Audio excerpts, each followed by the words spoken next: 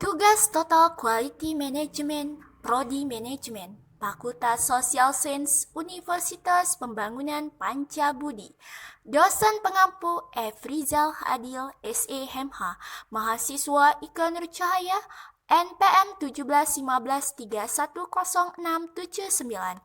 Tema presentasi penetapan sasaran untuk mengadakan perbaikan mutu tahun 2020. Berikut videonya. Assalamualaikum warahmatullahi wabarakatuh. Nama saya Ika Nur Cahaya. Saya mahasiswa Fakultas Social Science Prodi Manajemen Universitas Pembangunan Pancabudi Medan. Kali ini saya akan mempresentasikan tugas Total Quality Management. Tema presentasi saya penetapan sasaran untuk mengadakan perbaikan mutu. Yang pertama yang akan kita bahas yaitu sasaran itu apa sih? Sasaran adalah penjabaran dari suatu tujuan ataupun target yang harus dicapai oleh suatu organisasi atau perusahaan. Yang kedua, mutu itu apa? Mutu adalah ukuran baik buruknya dari suatu barang atau produk. Yang ketiga, saya akan membahas mengenai penetapan sasaran perusahaan untuk mengadakan perbaikan mutu. Penetapan sasaran pada perusahaan dilakukan oleh pimpinan departemen atas persetujuan manajemen puncak, berdasarkan bisnis plan dan persyaratan pelanggan yang terdiri dari hal-hal apa saja yang dibutuhkan oleh konsumen atau harapan dari sejumlah produk. 4. Penyusunan sasaran untuk mengadakan perbaikan mutu menggunakan prinsip SMART. Apa itu SMART? SMART yaitu yang pertama, spesifik. Spesifik yaitu target yang ditentukan haruslah spesifik. Sebuah tujuan yang spesifik atau tertentu memiliki kesempatan yang jauh lebih besar untuk dicapai dari target umum. Yang kedua, measurable. Apa itu measurable? Measurable adalah sasaran harus dapat diukur, perlu ditetapkan sebuah kriteria atau parameter untuk mengukur kemajuan menuju pencapaian setiap target yang ditetapkan. Apa yang tidak diukur tidak dapat dievaluasi atau diperbaiki.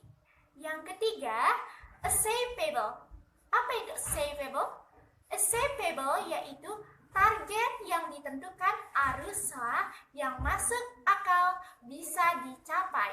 Yang keempat, reasonable, yaitu sasaran mutu yang ditetapkan harus masuk akal dan disetujui bersama. Yang kelima, yaitu time bound. Sebuah sasaran harus didasarkan dalam jangka waktu atau harus mempunyai batas waktu yang jelas. Mengerti sampai di situ? Yang kelima, apa yang harus dilakukan agar sasaran mutu tercapai?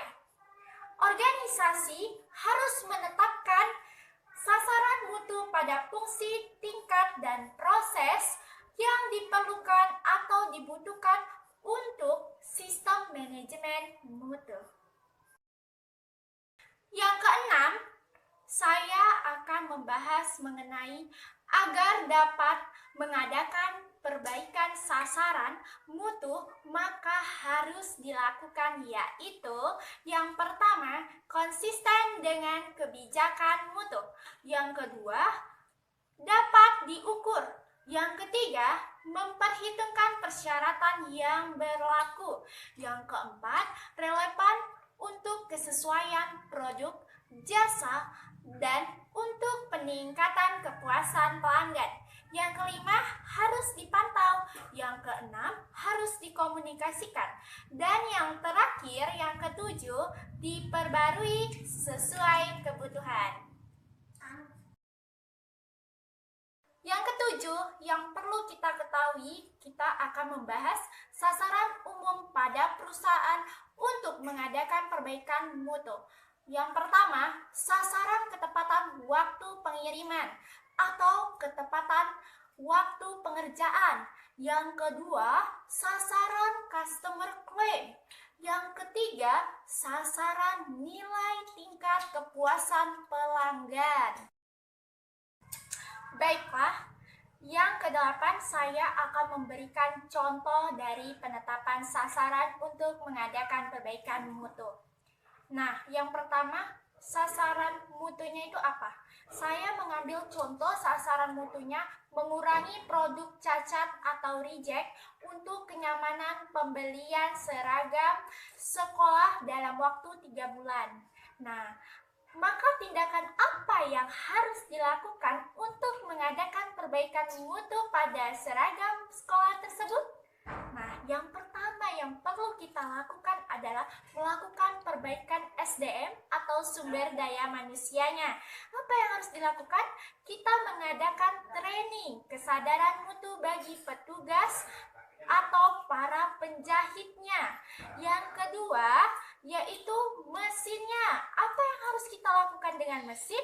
Dilakukan pemeliharaan dan pengecekan mesin sebelum dioperasikan. Yang ketiga, bahan. Apa yang harus dilakukan dengan bahan? Kita melakukan peninjauan pada pembelian bahan yang berkualitas. Kemudian, untuk sumber daya yang akan diperlukan untuk mencapai sasaran mutunya, yaitu yang pertama, manusianya atau karyawan. Yang kedua, mesin jahit, peralatan, dan lingkungan. Dan yang terakhir, yang ketiga, ini akan menjadi tanggung jawab Departemen Produksi. Ketiga hal ini akan terus dilakukan evaluasi untuk perbaikan mutu agar tetap tercapai target dari perusahaan untuk pengadaan perbaikan mutu. Demikianlah presentasi saya dengan tema penetapan sasaran untuk mengadakan perbaikan mutu. Semoga teman-teman suka ya. Terima kasih sudah menonton video YouTube saya ini. Jangan lupa like dan subscribe channel YouTube saya. Terima kasih. Assalamualaikum warahmatullahi wabarakatuh.